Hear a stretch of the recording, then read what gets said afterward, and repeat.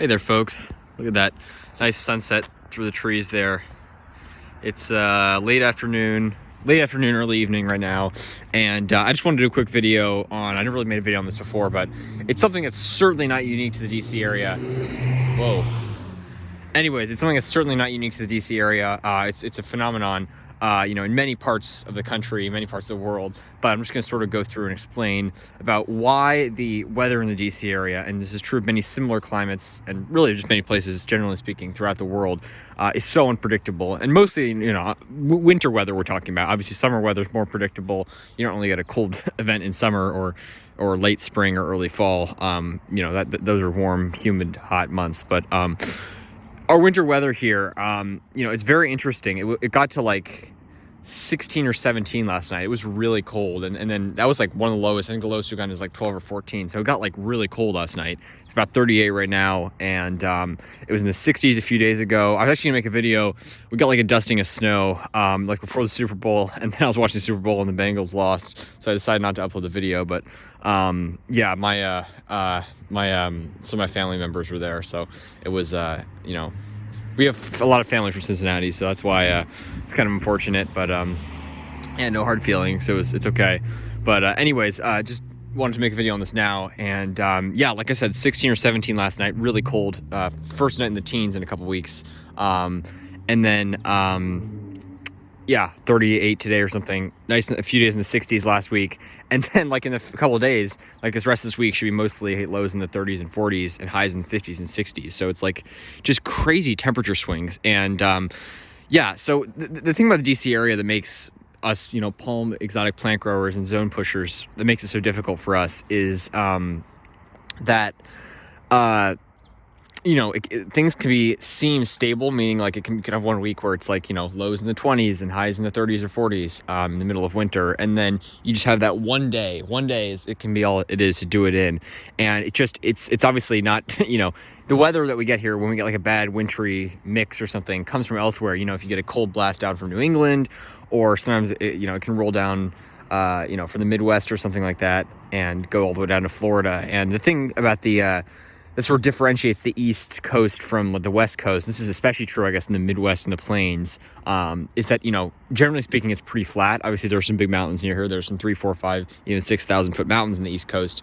But, generally speaking, that's not that tall compared to the West Coast. And the cold air just can much more easily flow down through those mountain ranges and really settle in those valleys and stuff. And we're at a slightly higher elevation here. We're about than like the waterfront DC is about sea level. We're at about 380 feet, I think. So a bit higher, but still pretty low.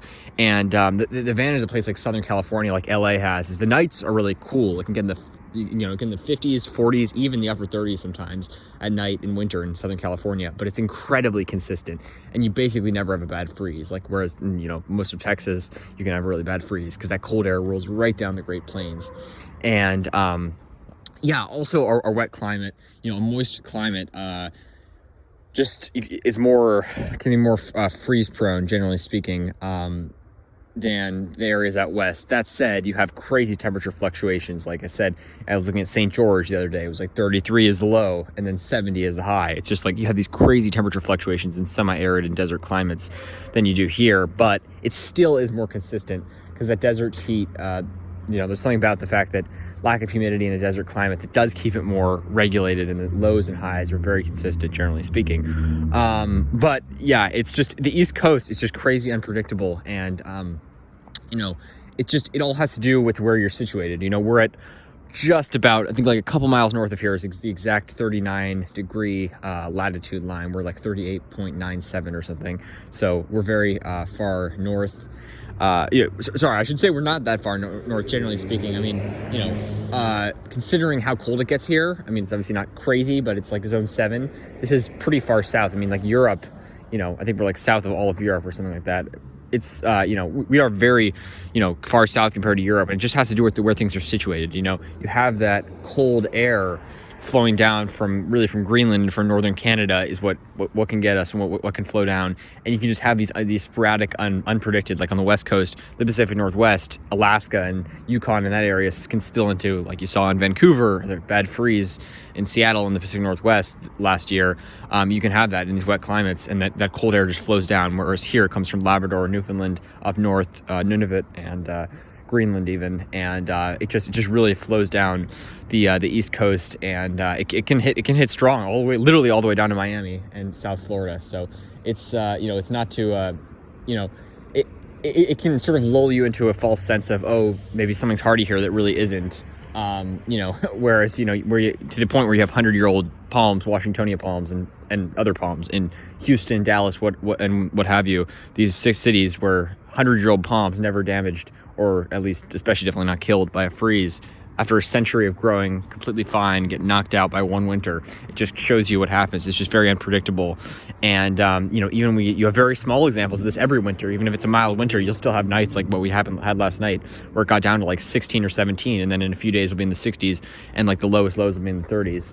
So it's just very it can sort of seem like you have a string of mild winters, something's hardy, and then you just have a bad winter every 5, 10, 15, even 20 years, and it'll just knock things out. That's the deal with windmill palms here. They can survive 10, 20 years unprotected, and then a bad winter can knock them out. So it's unfortunate. That's why I love Southern California so much. I love the tropics. There's something about this semi-arid desert climate that I just love for some reason. I don't know. I seem to prefer it. I don't know if I'd say that, but it's something about it in Southern California, the landscape, and just also the fact that it's so well moderated. And even though it can be cool in winter, generally speaking, like you can't grow a wax palm there, so they say. I'd love to try one, but even though it may be a little cool compared to the tropics, it's incredibly moderated. During the days, you have these crazy temperature swings. It's just very consistent. Whereas in the DC area, we have you have bad freezes every now and then that'll knock stuff back, and it just has to do with the way that the the air flows. I can't exactly explain it, but it has to do with the way the currents flow up from the north. And for us, it really has to do with the land, because cold air doesn't flow over water like it flows over land. Like when a bad freeze, like parts of the Bahamas, what people don't realize, you can like see the Bahamas from parts of it from Miami, like from some of the the lighthouses there. It's like less than 50 miles, some parts I think, off the coast. And the northern parts of the Bahamas are like maybe they're still considered tropical, but they're like up north, like central Florida, but they just don't get a freeze. Like if Orlando or I don't know, the area around Miami gets a cold blast, it doesn't hit the Bahamas because it travels over land, not over water, because water is a moderator. So that's a very important thing for people to realize. And this is really true in a place in like Nantucket and Martha's Vineyard. I think Nantucket's actually a little bit warmer, but anyways, I just want to show you this, by the way, a new prickly pear here, but I'll continue my thought. Anyways, got that prickly pear planted, and I'll walk through and explain to you guys what I was saying. But in Nantucket, in Martha's Vineyard, Nantucket seems to be even warmer. Someone was saying, could you grow a trachea unprotected in Nantucket? My first thought would be no, of course not. It's not far from Boston. Boston, you can never grow them, and even a needle palm, could get damaged in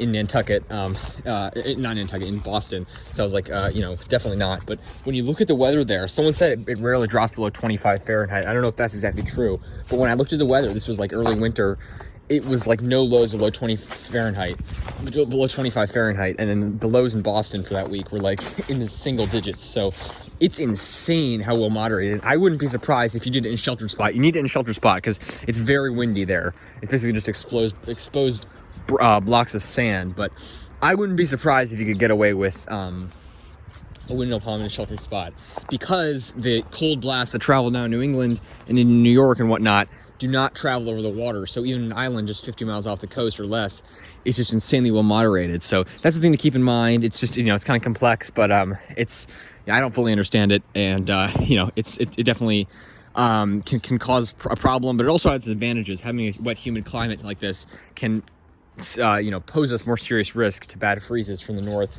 But it can also allows us to grow palms really well here, like sable minor or needle palm, that wouldn't grow as well in in a dry zone 7. You can certainly grow them, but they won't grow as fast or look as lush. I don't think so, because they love the heat and humidity here. So that summer heat, in a dry climate like this, we just get a lot hotter, and we got a lot more humid at least, and these palms just love the heat and humidity. And whereas a stable minor needle palm, you may be able to get away with them in a dry zone 7. A bad winter there, I mean, it can get super cold there, colder than here, but even without the humidity, they won't love it as much. And a cold winter without humidity, they won't like it. They'll certainly grow slower if you can get away with them. But yeah, it has advantages, it has disadvantages. My needle palm, by the way, speaking of which, I don't know what's happening here, but it's got like a little freeze-dried thing going on. I think it'll be fine, but it's certainly not cold damage, obviously. Suckers look great, but it's got like a little freeze-dried thing going on. Its crown's looking a bit unhealthy for a while, even before winter. I don't know. I definitely need to fertilize it. But yeah, we'll see. I'll keep you guys updated on that. But yeah, anyways, there's perks and there's disadvantages to any climate. And it's really, people think of Miami as tropical. And Miami actually, people say like Jacksonville's tropical. It's obviously not. But Miami actually is pretty much tropical. But you can still have a bad freeze there. You really have to go south into like Central America, the Caribbean, the Amazon, South America, Northern South America. And you really have to get into the true tropical rainforests to get away from areas that freeze. Because even a tropical place in a northern zone can get a bad freeze, and that cold air just travels right down the coast, right down the plains, right down so many areas around the world. And you just got to keep that in mind. Don't let it fool you. And I want to be safe rather than sorry. And my camera ops got spear pole. I'm hoping it pulls through. Still got some green in there, so it gives me hope. And I'll keep you guys updated. That warm weather should help. But yeah, you gotta just protect it when it gets. If you have a bad freeze, protect your palms. That's my advice. Even if they are, seemingly have done well for many years, bad freezes here can be a real problem. But weather here is certainly unpredictable, and that's a sort of long explanation for it. But I hope you guys enjoyed. Thanks for watching. Stay tuned for more videos. Take care and enjoy, folks. Like and subscribe if you did enjoy this video, and stay tuned for more. Really appreciate it.